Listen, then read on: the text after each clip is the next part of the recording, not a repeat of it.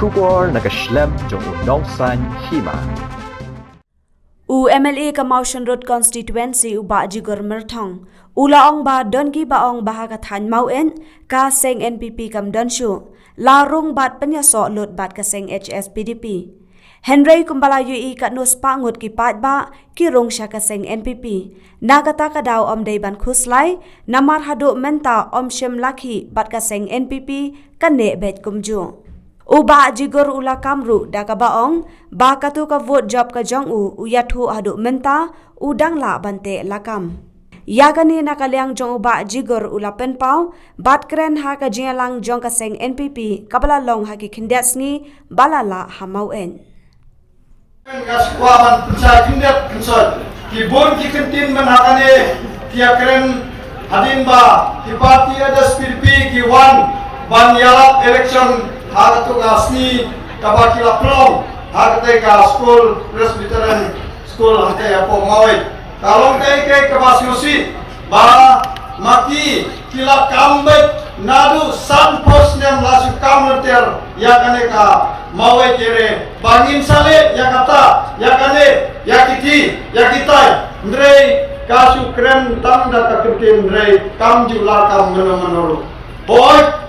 nagalen jungiru Klemna panle kata 6% ndrei ngasiatu yapi banakalem kajonga barka tim jonga MDA hi barokot nila persang banwana ya development haki dong ki haki konsensi ki baper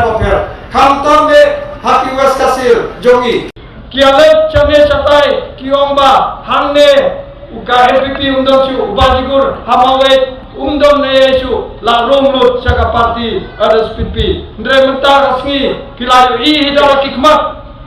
katno kipadba ki rong bat ka parti NPP tenata daw ngindai ban kuslai